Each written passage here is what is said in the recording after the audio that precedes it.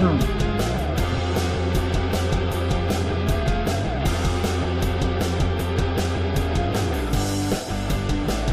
welcome in, everybody. We are back. We are live with another show here to break down the Super Bowl and other things going on.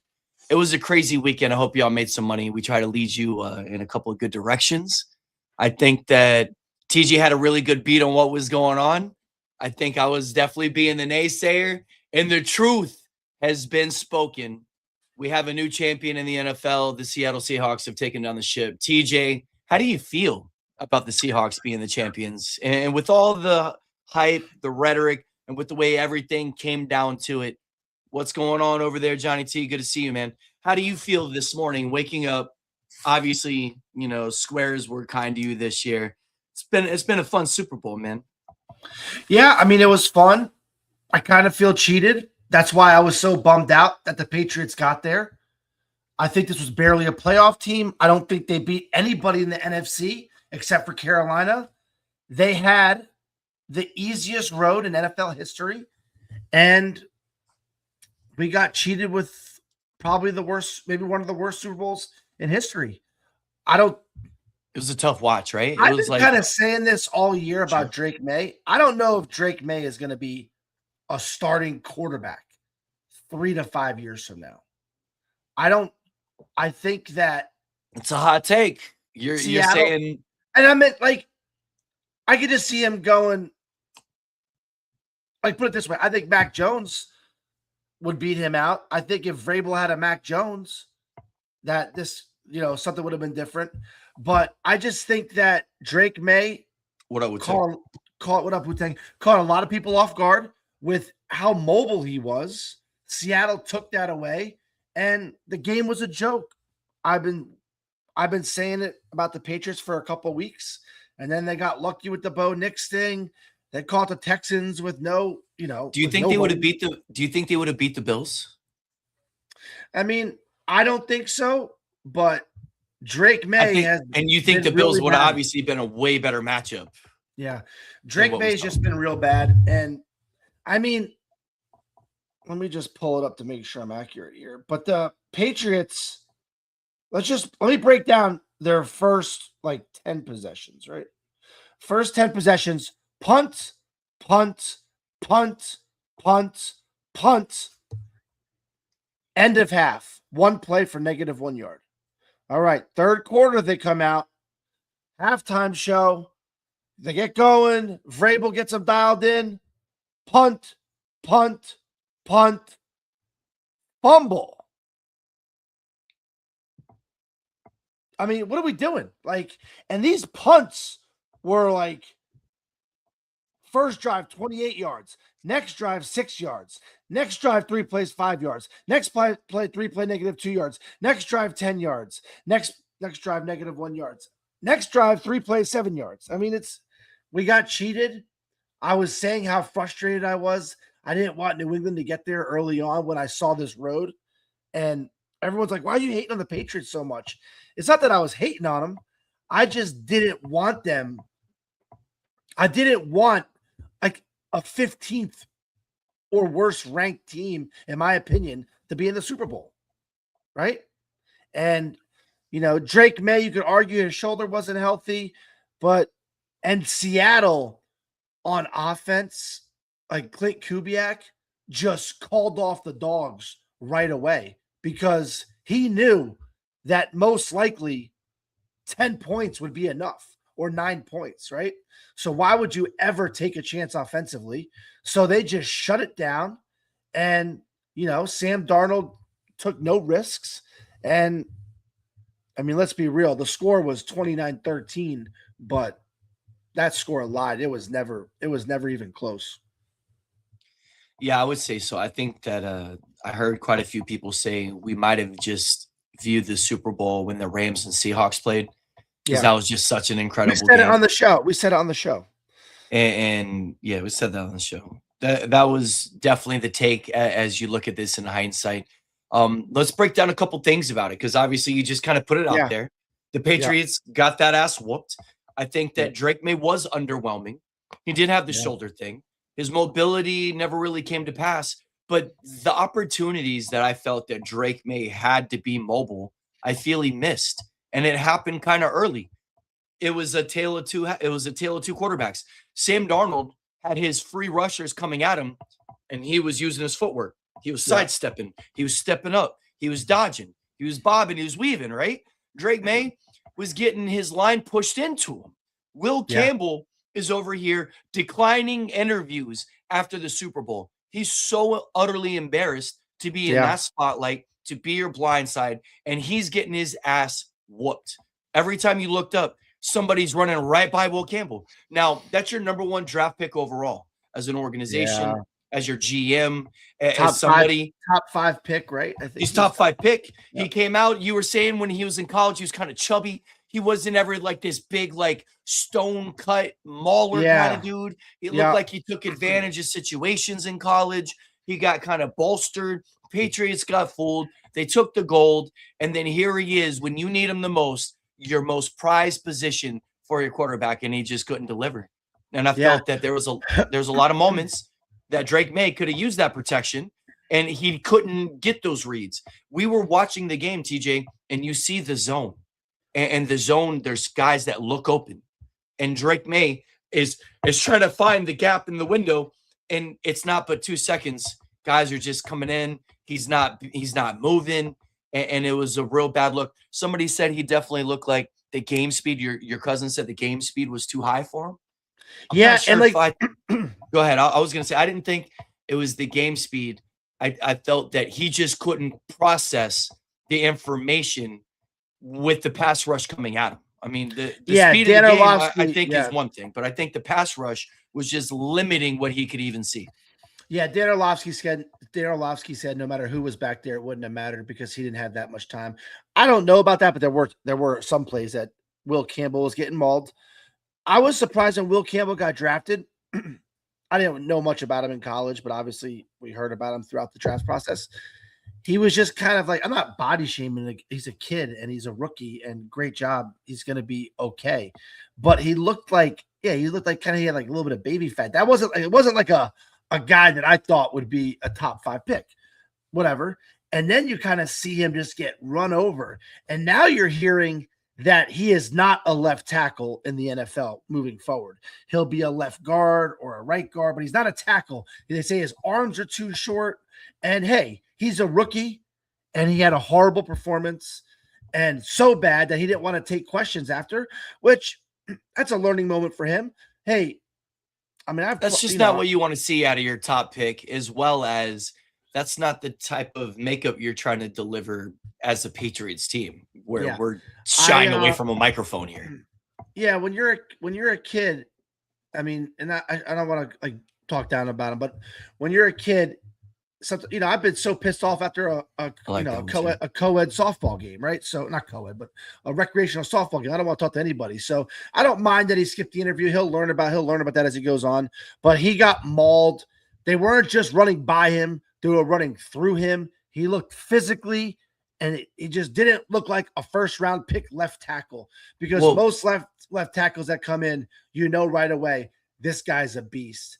And I think that he knew he let his team down. I don't think it would have obviously changed the game, but it was obvious early on. And there was that one play that was shown over and over on Twitter where he just got bull rushed, and it looked like he had no chance. Right. I really do feel that Will Campbell clearly was outmatched, outclassed, and it's not the first time this season we've seen it. It's against elite pass rushing.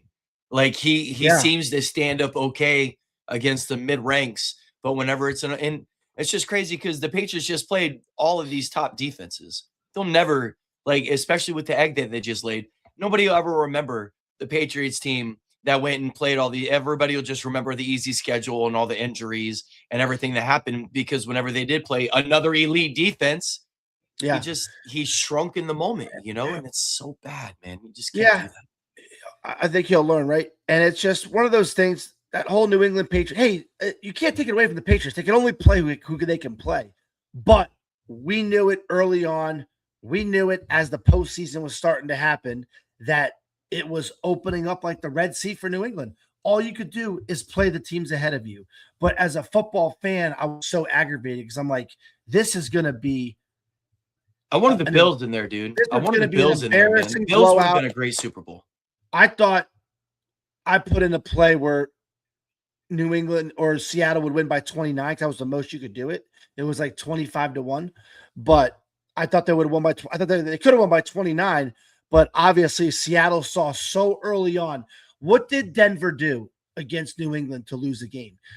New England didn't earn the it. ball over. Yeah, they Stidham handed the ball to put the ball on the ground like this, and New England picked it up, ran for a touchdown, but they called it a dead ball. So then they had a 2-play drive for 12 yards. That's how they scored a touchdown. The Texans game, CJ Stroud on a 5-yard drag route with blitzes coming in his face and he could see, throws a lollipop on a drag route on a mesh kind of concept. The Patriot guy was so confused, intercepted and ran it for a touchdown. So all Sam Darnold had to do was not hand the game to them. So Clint Kubiak, Mike McDonald, right away, they just called off the dogs on offense, hand the ball off to Kenneth Walker, because it wasn't like New England was getting unlucky with drops. It was 3 and out, 3 and out, 3 and out. There's a couple of drops. There's a couple of misplaced balls. He was rushed. They couldn't get anything going on. Your cousin said they look like the old Legion of Boom. I don't know if they looked as dominant as the Legion of Boom. They look good. I don't think they looked as good as the Legion of Boom. I think it's obviously comparable in the 12 in Seattle, yada, yada. But you know what? The way New England's offense was looking the last few games, you could have put almost any team in the NFC versus them, and that defense would have been one of the best defenses in the NFL. Sure. They just, New England's offense was getting worse and worse. How many turnovers did Drake May have in the postseason? A lot. I'd like for Gene to look that up for us, but he had a lot. Gene, how many turnovers did he have? He had a lot of postseason playoffs. He had the worst 4-game stretch or worst playoff stretch in NFL history as a quarterback. And this is a team that is way ahead of schedule. Good for them. But this was not even close to an upper echelon playoff team. That's why I was frustrated, because sports is a big part of my life, and I knew this Super Bowl would be an embarrassment. I said it early on. I'm shocked the spread isn't 11 or 12, and, that's it.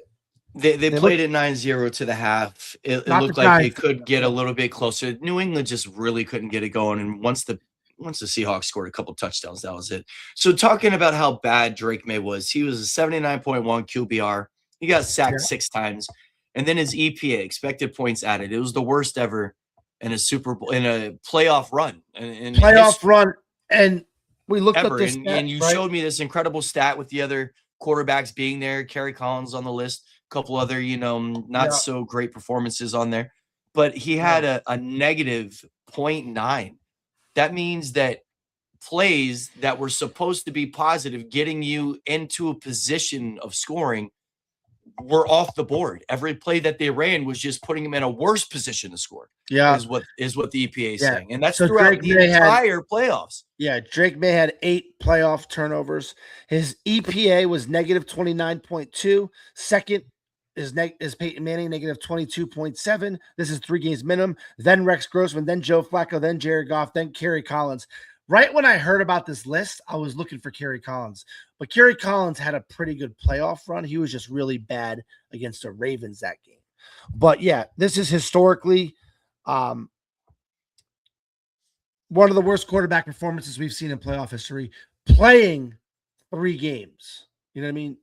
The 3-game minimum is a big. Star Spangled's asking what would happen if Bo Nix and the Broncos were in there. I mean, it would have been a better game than this. I'm not saying it would have been that much better. I'm not saying with even if the Broncos make it and Bo Nix isn't there, right? I don't like that. If Bo Nix is there, I don't know. I still like Seattle, you know what I mean, over that matchup for sure. It's a good question, and I don't know. I thought it was. I said it should have been the Bills. You can sit there. I love the what ifs though. If somebody else was in there, what do you think would have happened? I think we can sit there and play this game with this particular season all day long, because there's just so many. I will say this though, and I had this thought, and I forgot to bring it up on the last podcast. If New England played any one of these NFC teams, they lose to the Rams, obviously. They lose to the Seahawks. They get smoked by the Niners. They lose to every team in the NFC except the Carolina Panthers, right? And they just got really lucky with the road and how bad the Chargers offensive line was, and just, good for them. They made it, but Chargers, Texans, Broncos, there you go. I'm trying to think of some other thoughts. I thought it was funny that so the over-under punts in a game was 7.5, and it got there in the second quarter. Also, one of my lead pipe locks was Sam Darnold over 5.5 or over 6.5 rushing yards, right? I think he just hit it, right? He got that easily in like the second quarter on a rush, but then he lost -6 yards on the final drive. So he got 5 yards rushing. So there are a lot of people that got smoked on that because they were counting that as a win. And if you were in Hard Rock, you could have done an early cash out. But if you didn't, what's up, Cameron? Thanks for listening, buddy. But yeah, so I thought that was a crazy. That was the worst bad beat. I mean, it was pretty bad beat. Can you imagine having the fourth quarter Super Bowl square? Kenneth Walker runs a 70-yarder and they throw a flag to call it back. The game's already in. That's a pretty bad beat. I'm not gonna lie. Anyways, tough, other props. You had Ramondre. I loved his props. His catches went over. He definitely had the anytime touchdown. Those were two things I was looking at. Henderson's receiving yards. That one hit. Cashed out on that one too. A couple of the easy ones for the Patriots. You just knew that those were situations. That offense was definitely going through Ramondre, and you knew that Henderson was going to get something out of the backfield because he's the explosive guy, and they had to turn it on at some point. They just still couldn't get him going either. Yeah, Zandy says at the half, I would have been surprised if Seattle finished a shutout. I mean, Zandy, this is the thing, is that Seattle probably could have shut them out, but you're literally just playing to win the game. So they just didn't really, I don't think they kind of just backed off a little bit and just said, hey, try not to get beat deep. They got time's on your side now, Yeah, it was kind of a weird drive when they scored that first touchdown. And then the second one was obviously just garbage time. But it was kind of weird because you're watching the game and you're like, New England started driving a little bit, right? And you're like, man, there's 6 minutes to go and they're only down 2 possessions. And then they got like a first down, and then the Seattle defensive touchdown changed everything. Right. Yeah, Jeff hit that one, right? With the defensive TD hitting. Yeah, it was only 3-1, or it was like 2.5-1, which I thought that was not great odds. That's why I didn't love that play. But I also thought it was interesting that JSN, which not interesting because I said it on the show, Vrabel is not gonna let JSN beat him, right? And Gonzalez made a couple of plays, dude. He had that one layout deflection that was unreal. Yeah, it was a good play. I thought that one play was real interesting when it was early in the game where it was a broken play and Sam Darnold rolled out left and JSN broke off his route, cut up field. Literally, he overthrew him. Like you said, you said it. You made a great comment. He just had a little too much juice in him, and I'm like, he just overthrew him. But JSN would have walked in for an 80-yard touchdown. And that's kind of what JSN is so explosive. Anything could have happened. But just such an easy win. JSN didn't have to get pushed, so he didn't get pushed. You also talked about it during the Super Bowl. And I think Caton brought it up too this morning to me that JSN is going to be real interesting next year because he didn't play in a lot of fourth quarters this year because Seattle blowed a lot of teams out early. Right. If JSN can play, let's say 13 or 14 games, full games, he's going to be a top 3. It's going to be him and Puka 1 and 2. And the reason why I put JSN maybe a little over Puka is because Sam Darnold's youth and his durability. Sure. And Matt Stafford won MVP. He announced he's coming back. Kudos to you, Matt Stafford. Congratulations. It was an incredible run. You beat Drake May for MVP. That was probably most deserving. Especially just seeing your division that you play in and how you handled yourself. That offense is nasty. And I would probably give Jason the head over Puka. And I will say this is what I want to talk about next was Sam Darnold. Now, Sam Darnold was completely and partially responsible for Jefferson Yeah. eclipsing those huge marks with the Vikings. He comes right into Seattle, does it again, goes to a bowl. We hear the whole lore of the Marlboro Man and everything. I told you, is everyone really going to be all over Seattle? Is Vegas going to get shook down? Yes, they did. You're absolutely right. Sam Darnold stepped up to it. He didn't make the big mistake. He knew he didn't have to. He had K9 to hand the ball off to. Cooper Kupp was sharp. You knew he wasn't going to shy away from the moment. Had like 6 catches, 60 yards. That was another. I easy will little say pop to this: hit. Sam Darnold took some risks early, though, and He did. you He could threw in tell a couple tight windows. nerves were definitely a factor early. That tight end down and out early, where that New England guy almost picked it and ran for a touchdown. Yep, and that game was definitely in. It was in the balance early on, man. New England's defense and Milton Williams, they were getting after him. Like I said, Sam Darnold was just shrugging him off, and they missed a couple of early sacks. And if those possessions turn into punts or instead of missed field goals, that game goes different. You know what I mean? New England had their shots early in the first half. They kept it to a 9-0 game or whatever it was, and they could not figure out any other thing other than trying to mitigate with defense. And like, as a coach, we kept saying it in the third and fourth quarter. When do they start to go for it? When do they start to like have to press? When do you say that punting the ball is unacceptable? Right? And they never gambled early. Sometimes you see coaches try to light the fire. It just seemed like a real conservative approach. I thought Sam Darnold handled himself masterfully, and I think he's well deserving of this ring. He's obviously going to be a factor in Seattle next year. I thought it was really cool, the article that you sent about how Boomer Esiason's talking about the whole ripoff that California is like charging all of these players or whatnot whenever they come and play these games and the duty days and whatnot. Yeah. He's paying like millions of dollars because he plays all 3 teams in California in his division. It's wild, right? Yeah, you got to pay a duty tax. We got 72 in the building, guys. Please like and subscribe. Yeah, well, first things first. I don't think New England. This is crazy. Well, yeah, but I don't think New England could take chances down the field because Drake May just didn't have the time. No, you're right. Also, I think it's very important for a coach like Mike McDonald and Clint Kubiak. What they did with Sam Darnold early was they took away his reads and they took away trying to make him make difficult reads, right? You got to get your quarterback going. A guy like Sam Darnold has seen ghosts in the past, right? So let's get some easy throws. Let's get him in a rhythm. Let's get that offense. Let's get that run game going, and let's start playing downhill. And I thought Mike McDonald and Clint Kubiak did a great job. Now, back to this duty tax thing. Now, we're real hard on California, and it's a shame you got to pay a duty tax when you play there.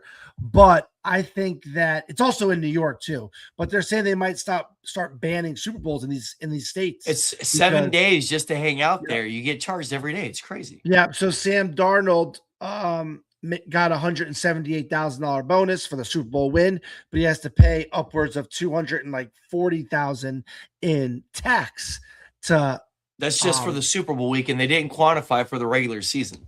Yeah, exactly. So I think that, these guys are taking a hit. And yeah, Wu-Tang, you're right. They can afford it. They can afford it. It's part of the game. And, it's a little bit of that, take from the rich, kind of give to the poor.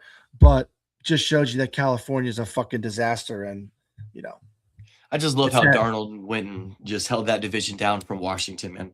I do think that Sam Darnold probably is a bit more of a value pick next year, especially you imagine getting JSN number 1 and you just build and go grab Darnold late.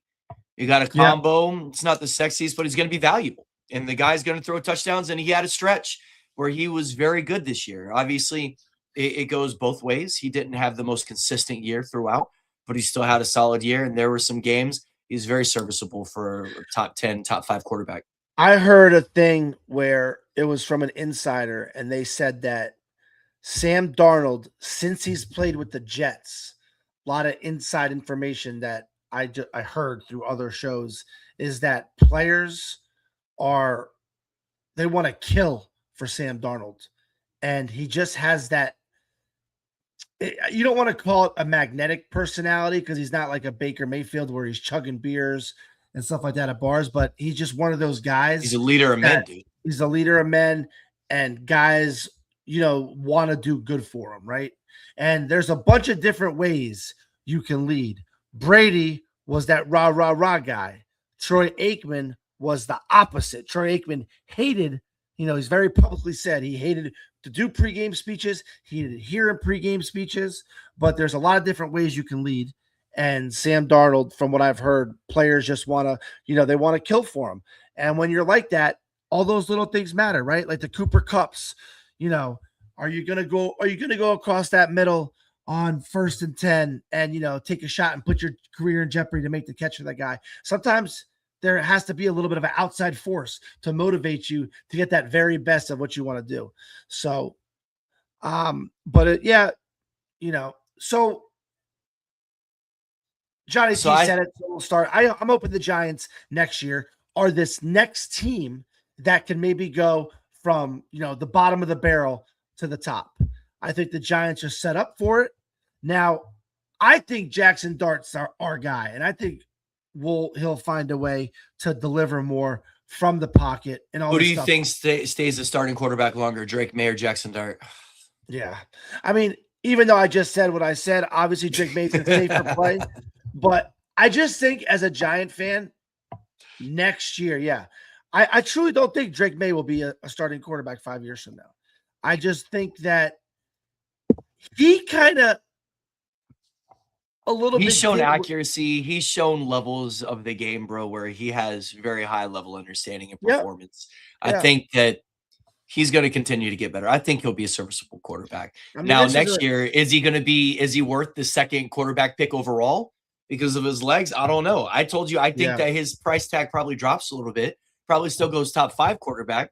I think that this probably scares a few people off of him, depending on how he's going to grow, I think teams will no doubt every game next year, they will say, we are going to make Drake May beat us with his arm, not his legs. And he just I think he caught a lot of people off guard. And he's a premium athlete for a quarterback. And I think he caught a lot of people off guard. I don't think that'll be the case next year. If you guys throw it in the chat too, what about next year's Super Bowl pick? Really quick. If you had to pick Super Bowl winners next year in the NFC, a lot of people are saying the Rams, obviously Stafford, Puka, Devontae, Kyron Williams, Blake Corum, strong offensive line, great head coach, and a great defensive line. The Rams have a very good defensive line too, so they don't have to shore up a lot of things. Rams are my favorite this year. If you had to pick a Super Bowl, I'm gonna say not too early, but a Super Bowl prediction for next year, who did you see there? Who do you see being there? Super Bowl 61. Yeah, if I'm gonna look at it, I see the Rams. I see Seattle being a repeat contender. They're gonna be right there. I know the Niners.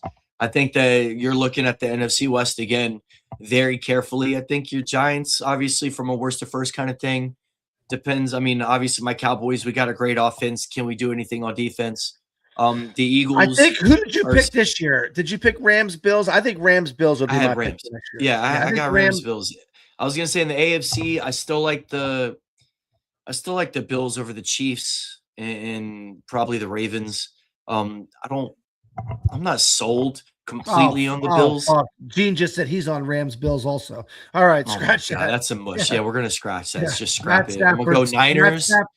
He's probably so let's talk. So we got a little Super Bowl conspiracy, right? So everybody talks about this year. You saw the picture, you saw the colors. Everyone's trying to predict because of the color patterns.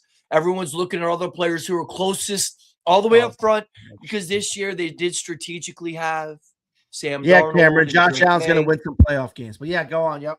And so they were right up front looking at the trophy. Next year's picture has been leaked. They showed it. You sent it to me. Caden showed it to you. Yeah. They got Jalen Waddle as the closest person to the trophy. The graphic for next year's Super Bowl 61 is like this orange kind of thing with the wave in it. So it's like a water, it's tropical. It's almost like a beach kind of thing. There's some like teal in there or whatever, but it has this whole Dolphins feel to it. You got Waddle up front. and there's a few other Dak's kind of up there. There's a couple other players. The Bears are up close right there. Lions are kind of right there. So I don't know exactly who it's going to be, but that's what it's looking like. And Dolphins fans are going nuts. Oh my God, Dolphins are in the Super Bowl next year. I don't know if that's true. And I don't know about this conspiracy thing. What do you think? Yeah, I mean, Glenn, I think the Packers could be up there as well. I think that for people that don't understand what we're talking about here, everyone thinks NFL writes a script in the beginning of the year and they dictate who's going to win and lose games. And they show you. And they show you as kind of like, hey, we're living in a simulation here. Someone's just pushing buttons. And Tommy Steamers also says the Bills with a new coach can make a big difference. Yep, maybe the Bills get there with new coach. Josh Allen starts winning, goes deeper into playoff runs, right? They just need a defense, bro. How about you hold somebody to 20 and let Josh Allen go do his thing? Yeah. I wish we could pull up the graphic. So last year, going into this year, NFL did a thing where it's like a promo. And it's like a still frame picture. Closest to the Super Bowl stadium in a still frame picture is Sam Darnold and Drake May, right? Probably they picked that because it's furthest away from the camera. What's up, Mike? Thanks for listening. This guy's listening to my podcast as he's working on the car. Listen to our podcast as he's working on the car downstairs. Literally, I'm Mechanic Mike. Anybody you got car problems? We got a guy. We got the hookup. Yeah, we got it. Hit us up on Instagram. I'll give you his information. Guys charge you, 25, 30 cents on a dollar compared to mechanics. Maybe less, but I'm trying to get Mike some money too, right? So not everybody gets that employee discount. But anyways, so everyone thinks NFL writes a script. This year, yes, I know you're right, Johnny. Miami's cleaning house. But a lot of Dolphin fans are saying that the NFL already wrote the script for next year and Dolphins will be in the Super Bowl. Now, they are 25,000 to 1, so literally 100. We're going to go put 100 on it. We're going to just say, let's put 100. Them in Arizona are the deepest long. Obviously, the Jets have to be there too. I didn't look at the odds yet, but I do think that a lot of Dolphin fans are excited because it looks like that the NFL wrote the script and the Dolphins are going to be in the Super Bowl next year. We all know that's bullshit. Now, Johnny T, yeah, but hey, look, how can Miami compete with that cap hit with Tua? Denver Broncos competed, right? We got 77 in the building, guys. Please like and subscribe. Denver. So what do the Dolphins need to win the AFC next year? Let's do that because you play Madden, you know their pieces. What are they? Yeah, I think they bring back Tyreek Hill. I think that Tyreek Hill will be healthy, hopefully. Jalen Waddle, Achane, get Malik Willis in there, get a running quarterback. You're going to trade Tua, but you're going to get a cap hit on that. Now, when you trade Tua, okay, back to what Denver, right? Denver got rid of Russell Wilson right away. They were contenders. They weren't great contenders, but they were a playoff team. They got lost in the first round. So the cap hit with Tua is going to hurt them, but they have to part ways with Tua. So if they get a guy like Malik Willis in, now you have a mobile quarterback. Because think about it. Achane did all this last year without zero threat of running with Tua. Now, when you're a defense, Miami Dolphins have a really good offensive line with a defense that now you're scared of Malik Willis pulling that ball back on read options. I think Achane's the only guy who can go 1,000 in the league. Yeah. C-Mac did it this year, right? I'm sure he was close. Did he get it? Yeah. Yeah, I don't know. Maybe he did because including postseason. But the Dolphins, that could be a surprise team, right? They were a couple games away from the playoffs this year. And now if they upgrade a quarterback, they get a new philosophy in there with all that speed now at quarterback. It's assuming they get Malik Willis, which I heard is a done deal, but we've been saying that for a couple weeks now. So yeah, put $100 on the Dolphins and you win 25 grand. You're already here first. He rushed for 1,202 yards, but his total scrimmage yards are 21. So did he just miss it? No, Glenn, I know. I agree. I am the opposite I'm the opposite of a conspiracy theorist. But Jordan Love was pretty close. And I do think that Green Bay could have been in the Super Bowl if Parsons and if that offense was more healthy. So You know, you guys. Yeah, Glenn, we talked about the 27 thing. I talked about it all year, seeing if it was going to happen. And I think it's always cool when those kind of things come to fruition. It did not happen. 27 has come and gone for Jordan Love, and he did not win a Super Bowl as the Packers quarterback. All right, so shifting gears here, obviously. I know we'll continue to break down potential Super Bowl components in the future, but we did have a crazy halftime show, right? We have Bad Bunny, Bonito, bro. And you and I, we took a trip to the store, and obviously I've gotten a chance to watch it again. And it was a pretty impressive show. It was pretty immersive. It definitely united the world. I believe it did go down as like the highest viewed halftime show in history, something like that. It was absolutely crazy. You had all the Spanish nations being shouted out by Bad Bunny, made a lot of people, you know, very sentimental, very proud to sit there and call out the small, quote unquote, insignificant nations and people from Uruguay, Paraguay, whatever.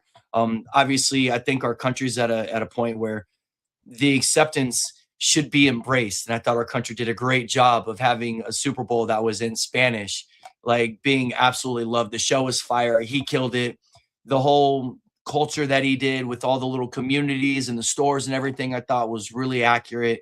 And I thought it was poignant with just his words saying how in the beginning, how he bet on himself. He's in the Super Bowl and believe in yourself, you know? And it was just a good message all the way through and through. Obviously, you had Turning Point going on another network, and I had to literally look it up and, you know, egg on my face. But I'm like, oh, that's Kid Rock. And then violins play. And then I'm like, oh, they got a country singer. Somebody's like, that's Kid Rock. I'm like, is it? I'm like, it says Robert Ritchie. And they're like, yeah, it's Kid Rock. I'm like, oh, it's his country alter ego. So I guess, you know, they paid for 6 million people to go watch their Turning Point show. I thought the Bad Bunny thing was still way more entertaining. Whatever you want to say about morals. Yeah, enough. Football's meant for entertainment.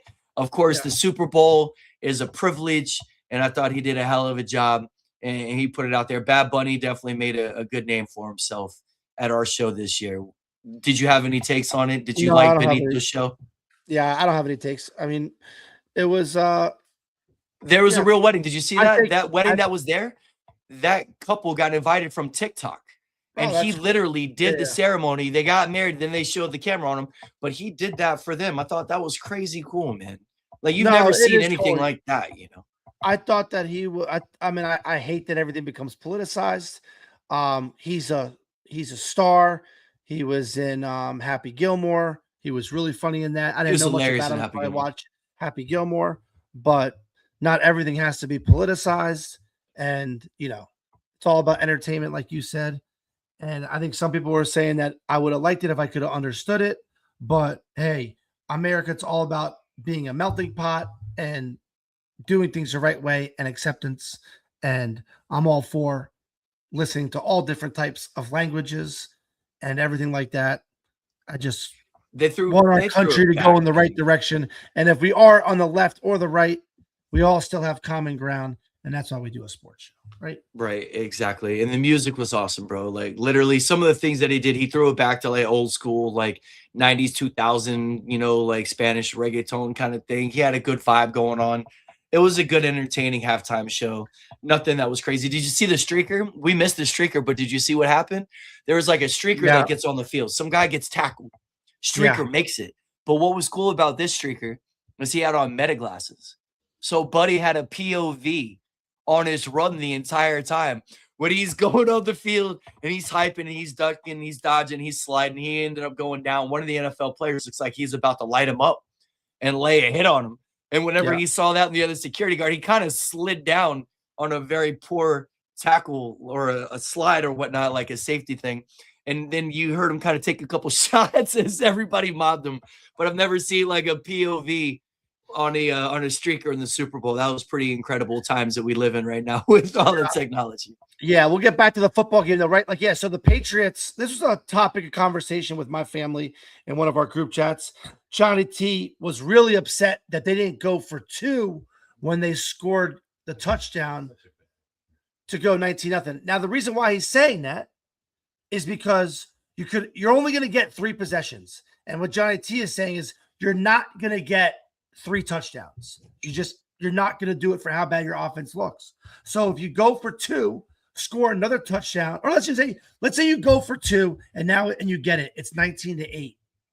Then let's say the next drive, somehow you get in field goal range. Now the field goal is you're down 19-11. You're now within one possession without having to score touchdown, touchdown, touchdown.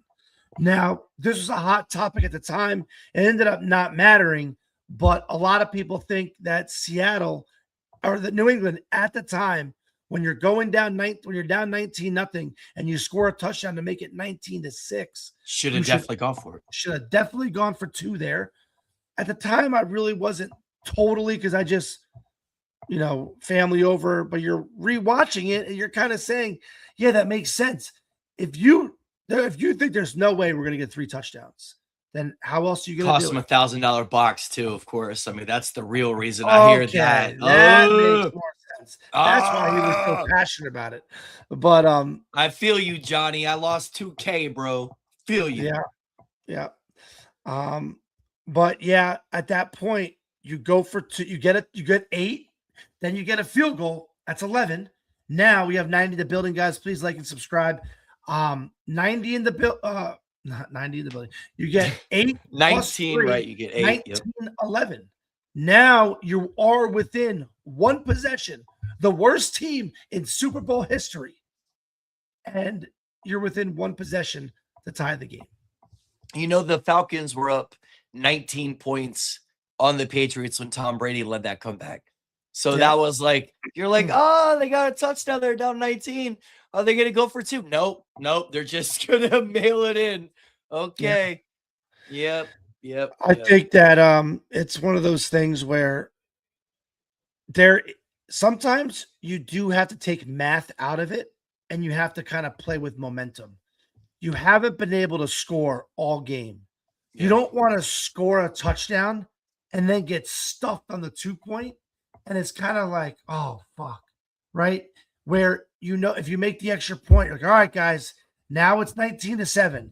Now we got a shot, right?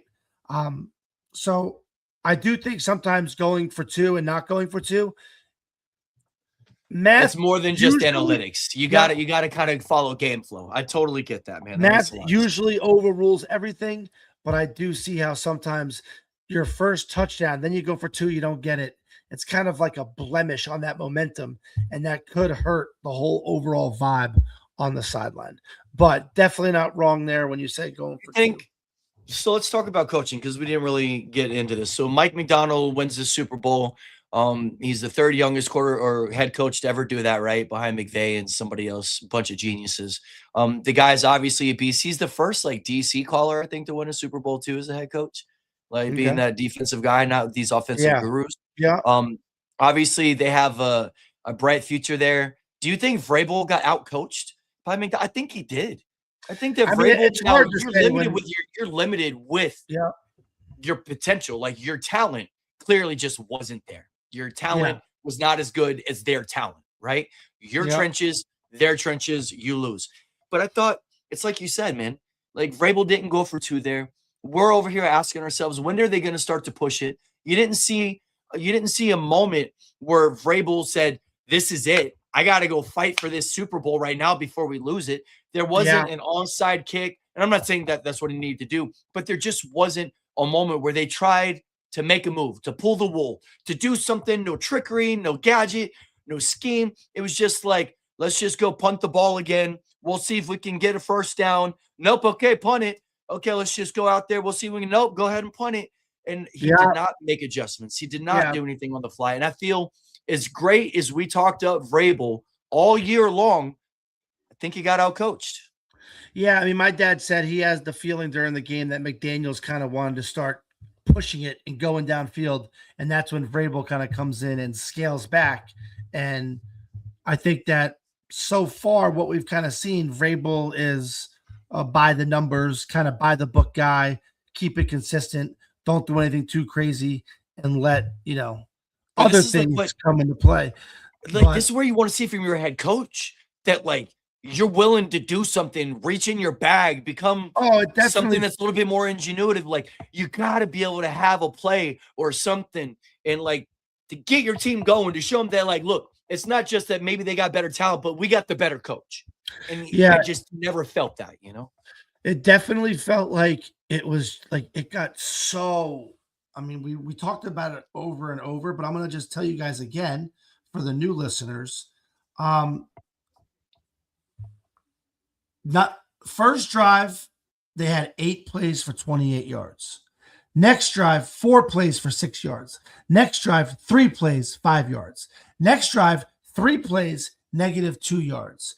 Next drive, 6 plays, 10 yards. I mean, you're right. It just felt like, man, are you gonna do an ending around? Are you gonna do a reverse? If you're playing in a Madden game, TJ, are you really just gonna keep putting the ball? No, you're gonna you gotta figure something out. You're getting your ass kicked. It's your fourth quarter, you're shut out 19-0. Like you gotta do something different. But the problem is that when your offensive line is just getting mauled. No, I get that. That's where you're literally just you're just getting mauled. So but I feel like different situation, put him in the shotgun, like switch it up. Yeah, I mean, I think he was in shotgun almost the whole game, but I think that that's why they just don't. I thought, well, Travion did get involved, but you're right, Wu-Tang. It's the worst offensive line in Super Bowl history, and I think that it's just one of those things. Worst, the worst. The Patriots. McDaniels. I mean, McDaniels is supposed to be the caller, so I'm not blaming it all on Vrabel. I'm just saying, like, they got Josh McDaniels, you got Mike Vrabel, you got this offense that's got all these names. You never even heard Kyle Williams' name called. Booty's not doing much. Like, you couldn't get Hooper involved. You got Hunter Henry, who you're over here like throwing garbage time to, which I get it, but I felt it was like a little too late. I mean, they just never really got any of those dudes going. And sure, credit the defense in Seattle and their trenches and whatnot. But my goodness, as an offensive schemer and as a play caller, you just got to really feel like you let everybody down because you're the one who's supposed to get in your guys in those positions. And you got to know they got a nasty pass rush. It's not a secret. They're coming. They're coming for you. So, like, make your adjustments, man. Like, not enough screens, not enough bootlegs, not enough rollouts. Drake May's over here, like, trying to look. He's just getting bumped in by his own line. Like, it looked pitiful. Also, I read that Stephon Diggs and Cardi B broke up. And the reason why they just broke up, like, yesterday was because Stephon Diggs had his baby mamas in the players section. So Cardi B sits down, looks to her left, sees Stephon Diggs' ex-girlfriends, I guess, in the players section. I thought they were all like progressive parenting, that they were hanging out, Obviously not. Taking care of the whole thing. Nine different people caught a pass for New England. And Travion did have 3 catches for 26 yards. Mm-hmm. He did have that one where, I don't know if it was a screen pass, it was like a 24-yard catch. But, yeah, it was we just watched a game where New England was so overmatched. They were overmatched. And this would usually look like a first game of a playoff. You know what I mean? But the way New England was able to thinks it's more baby mamas than he had yards in the Super Bowl. But yeah, so it's one of those things where it should have been a first round of a playoff game. But the way New England had their schedule, it's not their fault. And the way things fell into place and the way quarterbacks got hurt and the way the Texans are going to the playoffs without Josh Allen's looking at himself. He's pissed, dude. He's like, oh, I can't believe it. That was mine. Yeah, I know, but like, are you that mad because you played? He had some really reckless turnovers, but he still put up 30 points-ish against a great defense, a defense that absolutely locked up New England the next week, right? Yeah. But Josh Allen had some crucial fumbles that I know he's thinking about because and it was like bad fumbles. And it still ended on like kind of a very play that would play. Yeah, man. Like obviously the rules and everything will be remembered. If that goes their way, you don't even know what the turnout is. You know what I mean? But I don't know if you remember, but that Josh Allen fumble before half against Denver, I guarantee at the end of Josh Allen's career, if you ask him to this point, I guess, what's the worst play you've ever made? I guarantee he would say, because he's running the ball. He's already got like 12 or 15 yards, but instead of tucking it, he's running like this with the ball in his hand, which like he always does. but you really shouldn't be doing that when you're that far past the line of scrimmage. Sure. It's understandable when you do that behind the line of scrimmage, or even when you just pass the line of scrimmage. It's right. okay. Or you're on the sideline by it. Yeah. Some defenders don't understand. We have 103 in the building. Please like and subscribe, guys. Because sometimes you hold the ball like that while you're running when you're past the line of scrimmage, because teams don't know if you're past the line of scrimmage. Do you see what I'm trying to say? Like a linebacker that's covering a guy, and then he looks. So that's why Josh Allen holds the ball like that sometimes. But he was so far past the line of scrimmage, he ended up fumbling the ball, gave Denver a free field goal before the half, and that was what decided the game. He also had another fumble that was pretty bad that game, and he had a couple turnovers. But Eric, thanks for joining. Okay, really quick. I do think there will be a little bit of an investigation into this, because nobody was really talking about Drake May's shoulder. Usually something like this would have been a hot topic for 2 weeks. Will Drake They said, "Oh, Drake May's good." Yeah, that's all they just said. brushed it under the rug. He's good. His shoulder's fine. Yeah. Now we're hearing that he had a shot before the game. Yep. We're also hearing that maybe they didn't call a lot of design runs for New England because of that. And I think the reason why there are some people yelling from the rooftops about an investigation is that you at least want, as a bettor, 113 in the building, guys, please like and subscribe. With all the action going on this game, all you want as a bettor and as a watcher and as a fan of the NFL is full access to all the information. And you don't want teams to be dishonest. I would have never put Drake May's over on passing yards if I'd have known he's over here nursing some shoulder injury. Are you kidding me? And for example, Sam, and like you're going to say every team does that, but every team does not do that. Seattle is very open about disclosing injuries. Sam Darnold, I think it was like a rib muscle. He pulled it. Yeah, he had the oblique thing that they talked about in the playoffs. It was his obliques. Did it in practice a week before the Niners game. Yep. Not a week before, like 4 days before.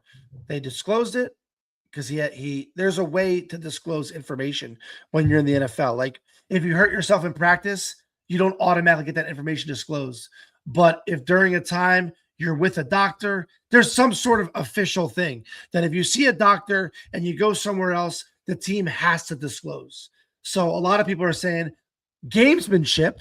New England said, we're not disclosing this. And a lot of people are not happy about that, because I saw Drake May miss a throw. It was like an 8-yard stop route. It would have been a first down. And he literally threw it like 2 yards to the right of him. Like, I just feel like, I know I'm being. That wasn't the 90% accurate passer that we had just seen. And the dude had been taking so many shots from all these defenses. You could tell he's just beat up. He's not the biggest guy. He's a little mobile quarterback. And he admirably stepped up in the brightest lights of his life and career. And it did not work out against that Seattle defense. And that's, well, man, that the stadium was wildly on Seattle's side too, bro. It was way louder for Seattle than it was for New England. And obviously they're in the West Coast and blah, blah, blah. But yeah, that was a crazy game. And do you think that Drake May will come out and say that, like, yeah, or you think he just shuts up about it? Oh, he'll never talk about it. He'll never talk about it, right? Yeah, it's already over. And like, I'm not the biggest fan of Drake May when it comes to like how great of a player he's going to be, but he's obviously a tough guy, and New England has adopted him as their next franchise player. And the guy just, for the next 4 years. The May family, they're an amazing family. They got amazing genes. Drake May is not the only athlete in that family. He's got brothers that are ballers in everything they do. So, the way is when you, like how Eric just, that's kind of the New England way. Eric goes, we would have lost to Seattle anyways, even if we were healthy. I've been real hard on New England, but when it comes to a fan base, those are a bunch of guys that work hard. They love and support their teams, and they're tough dudes, right? So Drake May will never ever use that as an excuse. But I'm hearing whispers that this shoulder injury, like he definitely would have sat out a game if this was week 8 and they were 7-1. You know what I'm trying to say? Yeah. But since it was a Super Bowl, there was never a doubt. But a little unfortunate that we didn't have all that information. That would have been just nice, man. would have been nice. And I guarantee that spread. I was shocked. That Like is only utterly 4.5. shocked when it came out at 5.5. I'm like, oh my God, this thing's gonna jump to 10. I'm like, it's if you watch the game, New England can't move the ball. No, yeah, a lot of money came in late on New England too. And a lot of money came in late on New England. And a lot of people that put money on New England they're like, why would I do that? But I just think that it's almost like Brady and Belichick still linger over that franchise, right? And it's just kind of like they're gonna find a way. I'm not saying Vrabel isn't a great coach, but Belichick was like a mad scientist. Like the way the thing that gave you, down, I think the thing that gave every Patriots fans hope throughout this year and season is that they hadn't allowed a 50-yard rusher until K9 lost Charbonnet and they unleashed him, right? They had Christian Gonzalez. They had a good defense. They got Milton Williams. They're getting to the quarterback. They're causing turnovers. They were getting home. This game, they never got home. They had the first half to get it right. Second half, you could tell they were grasping at straws. I'm telling you, they lost those shots in the first half. They had a couple of sacks on Sam Darnold. They couldn't get it, right? Yeah. And like they had them held down to like 3-0, 6-0, 9-0. Like they literally were just missing the opportunities that were there to make this a game in that first half.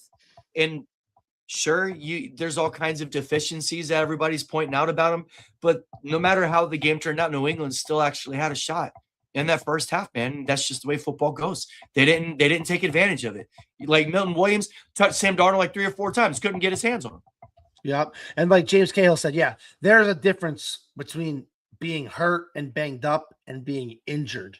And I felt like you saw a couple throws that really got away from Drake May. His deep throws were awful too. That one on the sidelines where that was awful. It's easy for us to say, but like the weather isn't a factor with this game. There was no wind, temperature was perfect, and like his balls were just fluttering.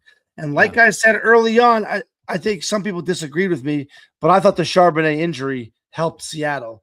For one game, Kenneth Walker was in almost every play. I'm pretty sure. I think that somebody else got one here. Let me see. Yeah, Helani got like 1 or 2 carries. So Kenneth Walker had 27 carries for 135 yards. If Charbonnet was in, that would have been 18 carries. It's just that's the way it would have worked. They would have put Charbonnet in the game. So some running backs are meant to spell your running back, right? Charbonnet is good for the regular season. But when you have a star like Kenneth Walker, you do not put the backup running back in. You do not. How do you judge Kenneth Walker next year as a draft pick? Because he's been going 4th round ish for the last few years. You could say between 3 to 6 is where Kenneth Walker's been living. And everybody knows about the injury history. He's got the pop. He's got Charbonnet. They got McDonald, run-oriented offense. Where does he go next year? Yeah. And then really quick, I think you're right, James. I think that Vrabel, like a couple months from now, will be like, hey, Drake May will never say it, but Vrabel will come out and be like, this guy's shoulder was fucked. But anyways, I think Kenneth Walker is going to be a 3rd to 5th round pick just because, like you said, injuries. And also, actually, with Charbonnet not coming back for a while, I take that back. Kenneth Walker will be 3rd round and under because as a fantasy running back, you're getting a guy that can win you a Super Bowl, right? He's just he's so explosive. He's so athletic that he might miss a couple games. So maybe you get a handcuff late. But now that you really get to see this offense and the way that they run, like you just know Kenneth Walker's got plenty of space because they got all these weapons. Yeah. And I remember we talked about it. Johnny T said Kenneth Walker killed him this year. I know. And that's just because since he's so injury riddled, they just don't always give him the ball. Right. But man, when you watch him run, I'll never forget it. Before the season started, a lot of fantasy experts said Kenneth Walker will be your league winner. And I'm like, wow, Kenneth Walker. I see why they said that now because he's just so athletic. But I've been a believer of him since the beginning. Dude, that guy's nasty, man. Yeah, I said on the show, Kenneth Walker MVP. I don't think I was rewriting I said they would take JSN out of the game, and Seattle is not going to have to throw the ball because of how bad New England is. So Kenneth Walker's going to get a bunch of carries. They're going to play it close, and they're going to win like 20-10. Yeah, if they didn't have that callback, Johnny T, not only does Kenneth Walker have almost 200 yards on 28 carries, also I'm $2,000 richer, which is a lot cooler to me too. That would have been great. You got anything Overman had a few weeks ago at 6,500? Yep. There you go, Overman. I hope you crushed, buddy. I'm surprised we didn't see here. He's probably still celebrating his Seahawks championship. Yeah. Congratulations to you, Overman. Congratulations to the Heelsmans. I know they got some Seahawks fans over there. That neon green and that blue is going to be something to recognize for these next couple of years.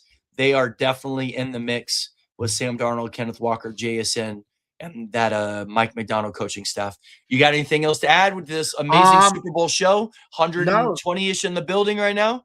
Yeah, we are kind of doing a revamp, and we are kind of going full-blown now, guys. So we appreciate the support. We are officially on Twitch, TikTok, Twitter, or X, Twitter, whatever you want to call it. We're on everything. We have some new people, new producers, new executives in the building that are really trying to help us launch this channel, and we really appreciate the support. Tell your friends, and we're going to be starting to update maybe new graphics, maybe getting some callers in. Some of our, most loyal listeners we're going to start getting on the show, trying to get a little more, I don't want to say update because we got Gene running the show. The guy's a genius. He's kind of like the mad scientist, like Bill Belichick, Yeah, just on a little side note, just a little thing. Did you see that fight last night in the NBA? Yeah. Do you think Bridges landed any good shots?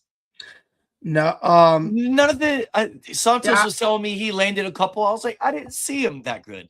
I thought it was funny because the beginning wasn't really with Bridges. It was with the one guy. It was Diabate, Duran and Diabate or whatever. But Duran, have you seen what Duran looks like? That guy would freaking kill Diabate. I mean, of course he would. And Diabate was out of line. And Diabate knew it because every time Diabate got close, after he fouled him, he got in his face. Why would you get in his face? You fouled him. Yeah, and so Diabate, he mushed you. He mushed you, and Diabate pretended like he wanted to fight, but we all know he didn't. He did not, bro. Bridges, I mean, I know he's been beating some women's ass, but he was ready to throw some hands on some dudes too, bro. Yeah, ready to light him up. Well, we appreciate the support, guys. And love a good NBA fight, man. I love that. NBA. All right, y'all. Prop stars, we love y'all, man. Thanks for all our listeners. Like and subscribe. Get us out there. We'll be back on Tuesdays. Of course, here we will be talking NFL news and predictions and future stuff. But we got baseball coming around the corner. We got NBA heating up. And we'll be talking anything that's relevant and that needs to be spoken about. TJ, appreciate you, bro. Prop stars, out. Thank you, Gene.